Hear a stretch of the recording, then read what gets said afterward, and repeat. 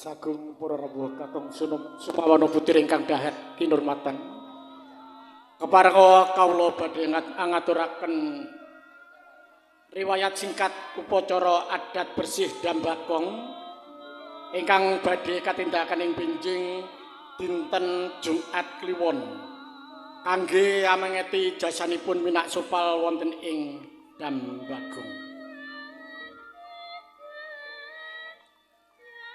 Kacariyos kadadosan wonten sak kiwa tengening abad ingkang kaping 16 ing dusun Ngares wonten satunggaling paraga enggal ingkang nami Kyai Sinawang nalika semana bebodra ing riku kanthi dipun dherekaken putrinipun ingkang nami Dewi Ameswati. Ngantos ing samangke papan patelesipun Kyai Sinawang tasih lestari sinebat Sinawang. Nalika semanten katingal sanget Kyai Sinawang dawek nandhang prihatos awit tansah ginubel dening sesambate putra Dewi Ameswati nalika semanten kita tumadal saking ing sakwarnaning usada.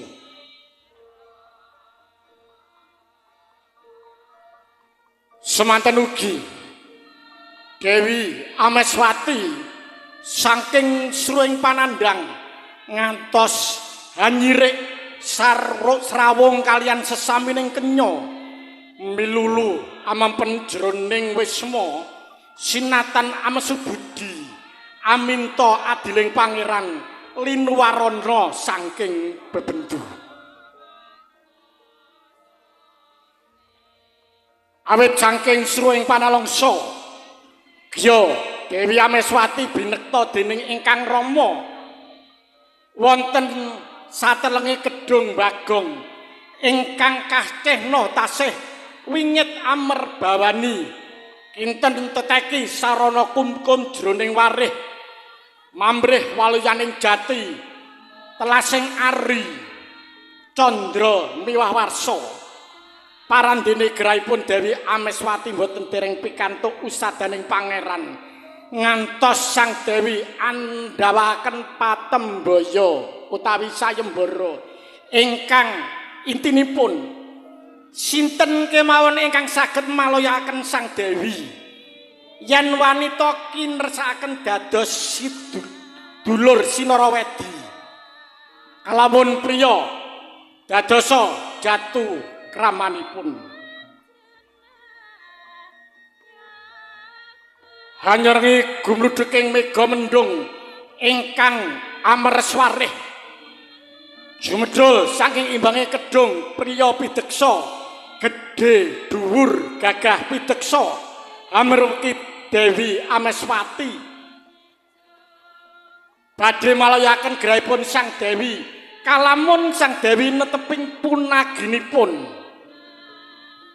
gancaraning cariyos sang Dewi sampun dipun usadani sampun waloya jati pulih samudayanipun kati dene dereng ngalami nandhang gerah. Sasampunipun nampi palilah sang Bapa Kyai Sinawang sigra sang Dewi Binayeng manjing dhateng bale wismanipun ingkang paring usada ingkang sinebat Minak Sraba hanuju satunggaling ari Minak Sraba badhe ngawontenaken serasan munggil warga wonten ing Kedung Watu ing samangke kalebet ing wilayah Kecamatan Bendungan saderengipun bidal meling dumateng ingkang rayi sampun ngantos kuma wantun nerak wewaler inggih menika mriksani papan dunungipun Paga sisih wetan sak pengkeripun ingkang raka Dewi Ameswati nguduraos Baya punapa darunanipun kok wonten wewarer mengaten ingkang kados punapa wasana kabekta saking adringing manah kepengin sumerep wewados ingkang sinengker wonten ing papan kaulau supe dareng mulinging ingkang raka sigra Dewi Ameswati minggah talundak ngungak poga ingkang winados kanthi getering kalbu wasana mulat ngungun penggalipun Sang Dewi awit ingkang katinggal boten sanes namung wujudipun pasir ing imbanging gedung tasih linimputan ing raos ngungun sigra Sang Dewi Ameswati mandhap saking talundak hanyar ngitu maping suku sarwanulah ing muntat Sang Dewi jeleh terus dawah kantoko soroting surya ing wanti siang hanampek pasuryaning Dewi Ameswati pungun-pungun Sang Dewi saking anggenipun kapidara gragapan dupiri numpaka dening ingkang Rama Kyai Sinawang griya gapyuk nyungkemi padane ingkang bapa sarwi muwun kawelarasa ketang anggenipun kaduwung dhateng babaring lelampahan amargi saking binukaning wewados Kyai Sinawang serta Dewi Ameswati priksa kalambun sejatisipun ingkang hamba ruksa wonten ing kedung bakong menika sanes jalma manungsa ananging cekti bajul putih ingkang mimba warna manungsa ananging sedaya kaos sampun kinodrat dados garwanipun bajul putih ing wekdal menika Dewi Ameswati sampun anggar beni jabang bayi lahir miyos kakung bergas datan sewah sudarmaning kakung saking prameyoginipun ingkang Rama jabang bayi tingiran asmanipun Minak Sopal bawaning putra tunggal ontang-anting senajan winelek ing pitutur budi utama ananging Minak Sopal rumas kagung kawibuhan watak brangasan mila gampil pinulot dening pakarti ingkang nyimpang saking kekudanganing tiyang sepah Minak Sopal kasengsem dumateng ngabotoan utaminipun ngaben sawung menawi ngaben sawun padatan manggen wonten ing dusun ngareh sisih ler ing sakmanke papan menika tasih lestari sinebat watu jago Minak Sopal pinaringan pitedah kathah-kathah dening Kyai Sinawang kadumuk telenging raos sakala Minak Sopal aprasetya bucal karmana ingkang boten sae kosok wangsulipun wiwit ing wekdal menika Minak Sopal anglet dumateng laku utama suka tetulung dumateng ingkang nandhang kasangsayan utaminipun dumateng babagan tetaneng ing nalika semanten para tani bingung kados pundi caranipun supados sarbenipun saged nampa oncoran saking lepen bagong. Wasana Minak Sopal anggadhahi ada-ada badhe minggahaken toya saking kedung sarana bendung mawi cara andamel dam arang. Sinegek mangsuli lampanipun Minak Sraba. Sasampunipun wangsul saking serasan wonten ing kedung watu. Dumugi griya kaget awit garwanipun boten wonten tur tata rakiting bali wisma katingal wonten ewa-ewahan. Cetha bilih Dewi Ameswati boten nguhoni wewaler ngantos salah kedaden sirna sipating wujud bali marang alam kasunyatan.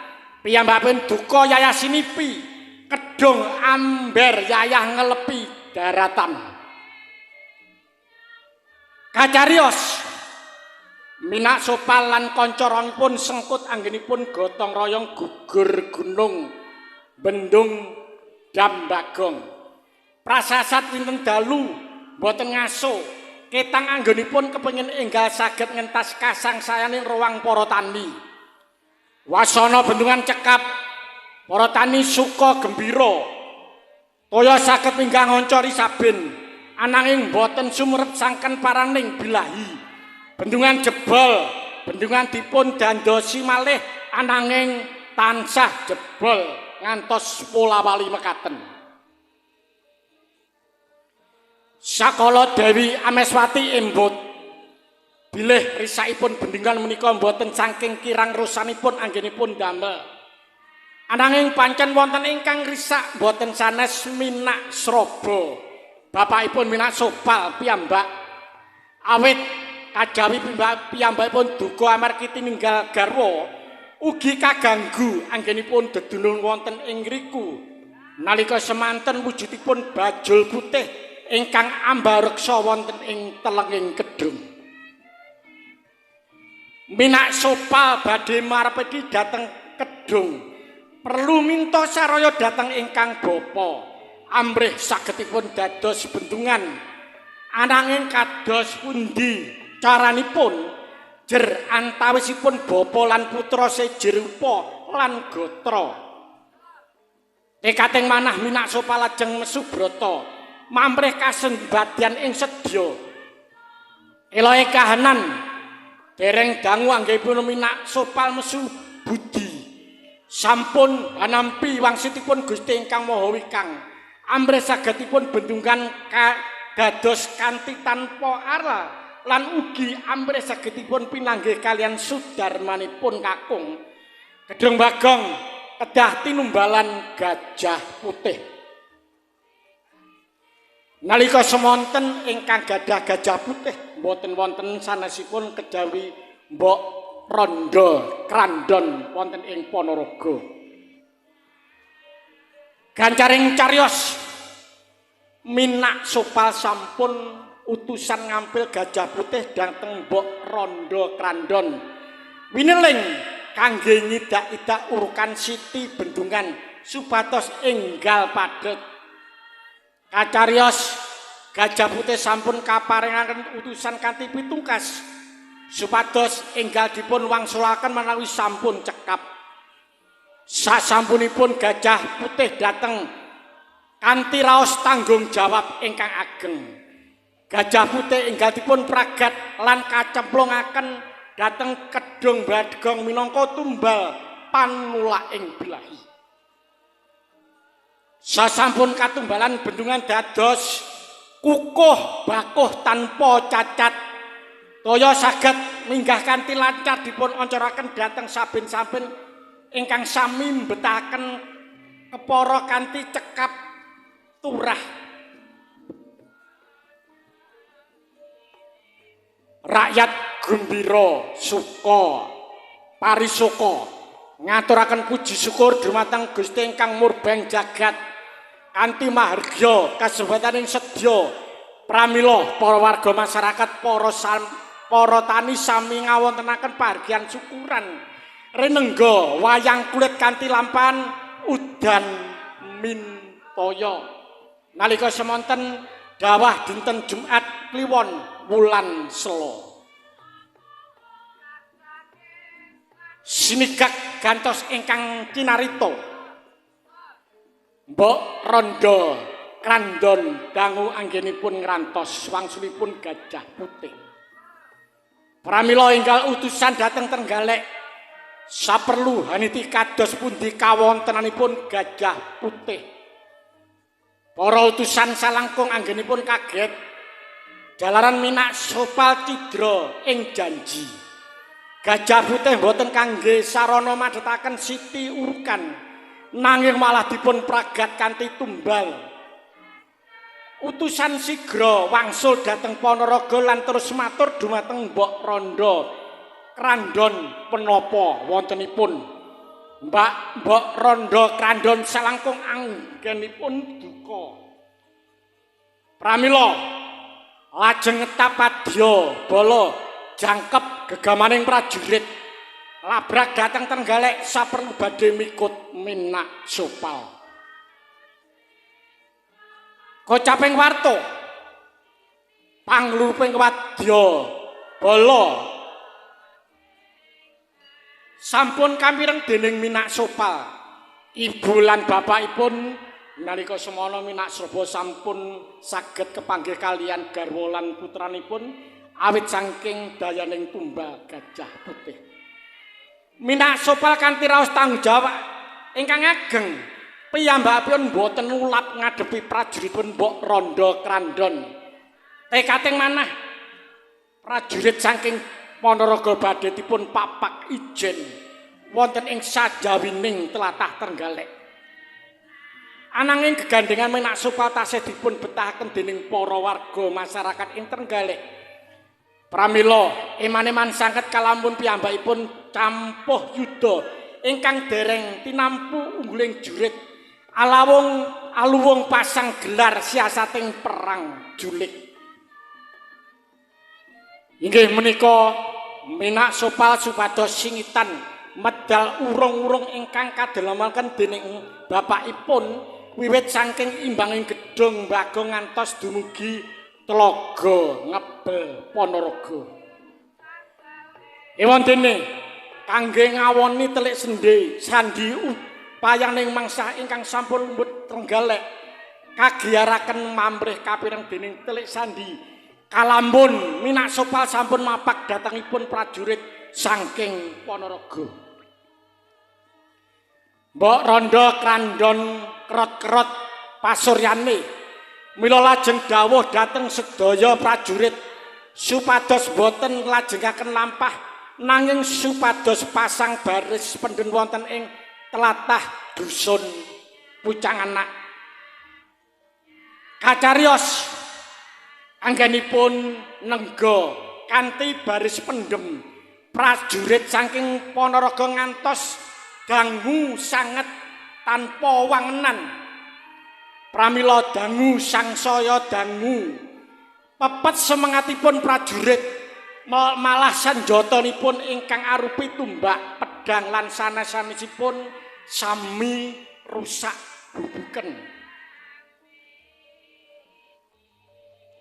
Ngantos ing samangke papan ingkang kangge nyegat Minak Sopal lestari sinebat bubuk.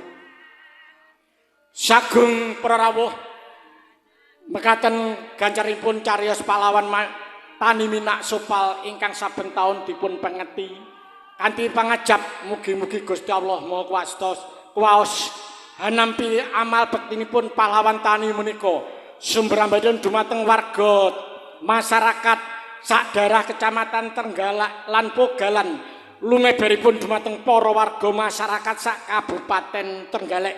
Samiya mangge syukur rahayu bagus kawarasan boten kirang sandang miwah teda gesangipun sami hayem tentrem hangayomi widada nir ing sambi kala. Amin. Mekaten kala wau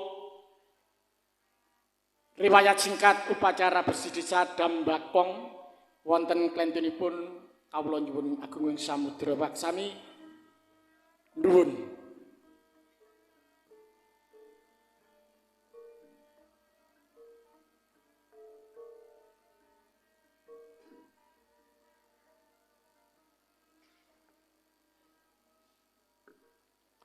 Sagung